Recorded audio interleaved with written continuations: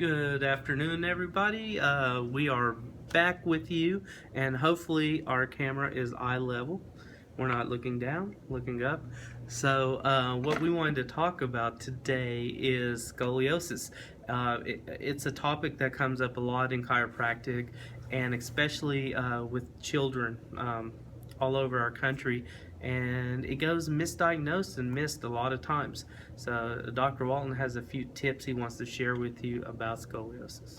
Yeah, one of the main things about scoliosis is it has to be greater than 10 degrees of a curvature of the spine. So something like that, as far as a curve goes, from side to side, not necessarily forward to back, but side to side, has to be greater than 10 degrees for it to be considered scoliosis. If there's anything over 40 degrees, a lot of times we may have to have a orthopedic consult for possible bracing. But there's a bunch of things that we can do as chiropractors to help reduce that curvature before it ever gets to that point, and not necessarily wait and see. Like we want to wait and see if we have a heart attack. We don't want to wait and see if that one last gallon of gas gets us down the road or not. So let's be more proactive about it. What are some of the things that the parents can do to see if their children have scoliosis?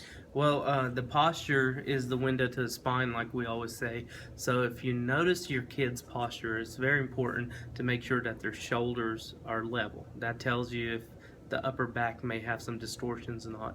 Also, the length of their pants. One leg may always droop down further than the other, and that could mean there's distortions going on in the hip or pelvis. So these are some very simple things, observation skills that you can kind of pick up on your children, on your family members, to make sure that they're growing and developing properly. Like Dr. Walton said, you don't want to have a wait and see approach on it, and I hear that so often because that can be very dangerous. You want to be proactive on all these problems that occur. Yeah, absolutely. So if you have any questions that whether your child has scoliosis or someone you know has scoliosis, please send them into a chiropractic office so we can take proper x-rays, take proper measurements, and then get them the help that they need and make sure that they are functioning at their 100% at all times. Yeah, and always remember the saying, so twig is bent, so grows the tree.